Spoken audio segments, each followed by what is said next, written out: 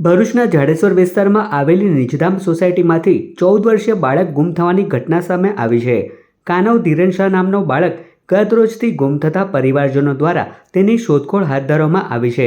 આ દરમિયાન બાળકની સાયકલ નેશનલ હાઈવે નંબર 48 પર જાડેશ્વર ચોકડી નજીક આવેલ જૂના સરદાર બ્રિજ પરથી મળી આવતા સમગ્ર મામલો વધુ ગંભીર બન્યો છે।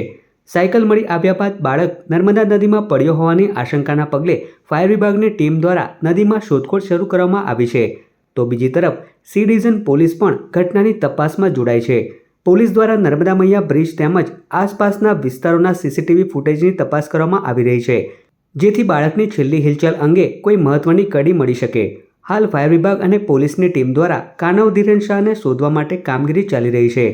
તો બીજી તરફ બાળકના ગુમ થવાને લઈને પરિવારજનોમાં ચિંતાનો માહોલ જોવા મળી રહ્યો છે। જે કોઈને પણ આ બાળક અંગેની ભાણ મળે તો તેઓએ સી ડિવિઝન પોલીસ સ્ટેશનનો સંપર્ક કરવા જણાવાયું છે। આજ રોજ અમારા ફાયર પર કોલ આવ્યો હતો કે એક છોકરો પુલ પરથી કૂદી ગયેલો છે, તેની શોધખોળ કરવા માટે આજ રોજ અમે અહીં આવ્યા હતા અને શોધખોળ ચાલુ છે।